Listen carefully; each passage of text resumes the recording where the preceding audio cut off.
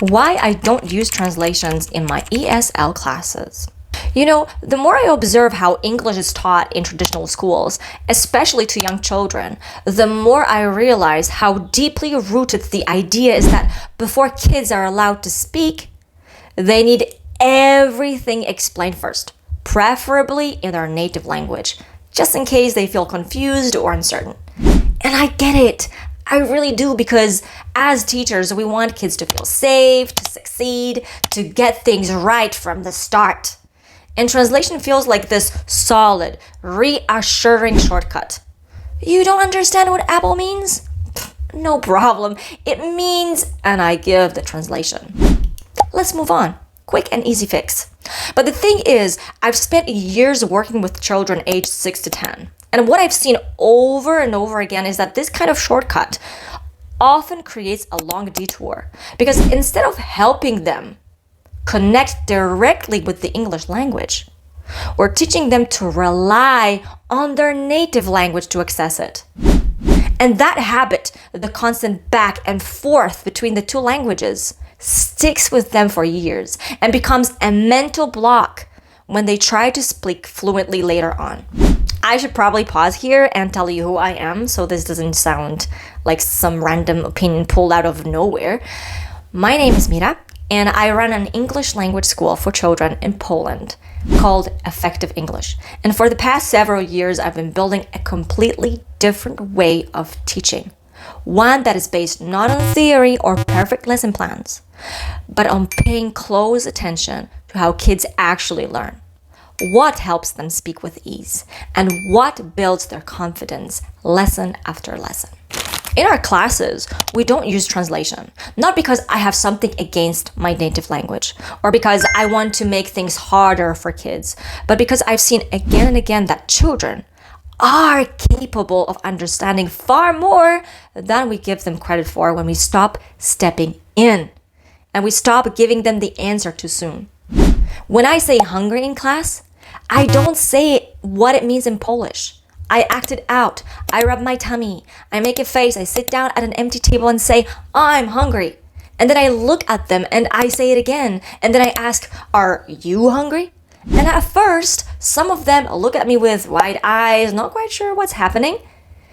And others giggle or copy me. And within seconds, I can see the meaning sinking in. Not because I explained it, but because I created a moment they could connect with. A feeling, a situation, something that made the word real or the sentence real. And that's how language works when you're 6 or 7 or 8. It's not about definitions. It's about experience.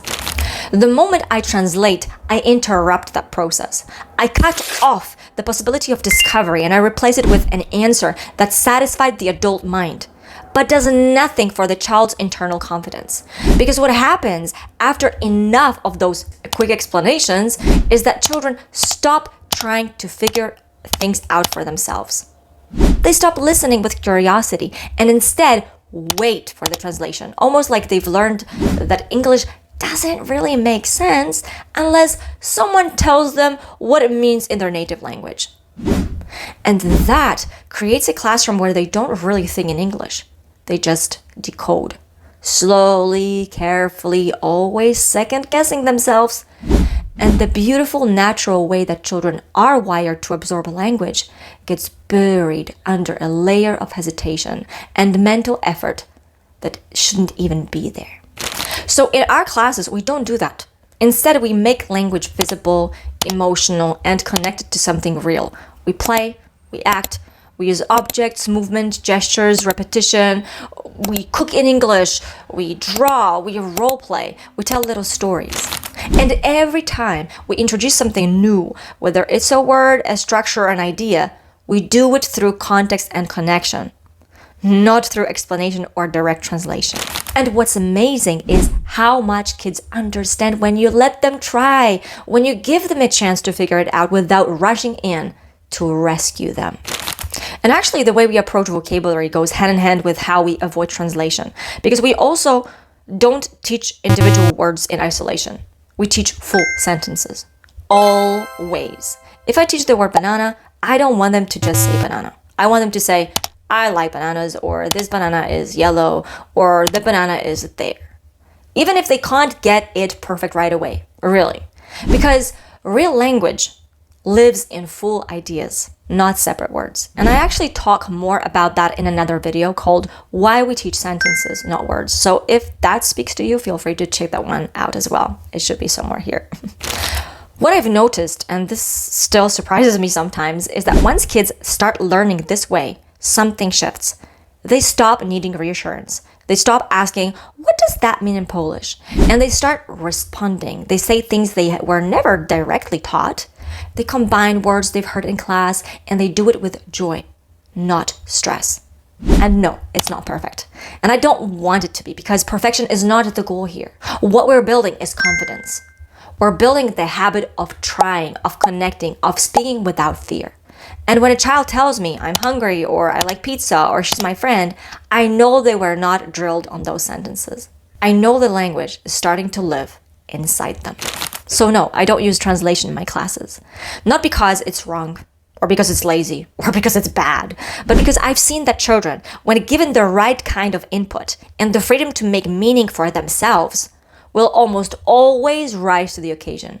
And when they do, when they get something in English all on their own, that spark, that quiet little smile of, I understood, that's the moment that matters most.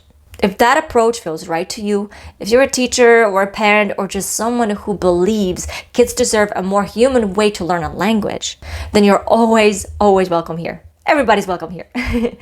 If you like my videos and my content, please hit the subscribe button. It will mean the world to me, honestly. And until the next video, happy teaching. Bye.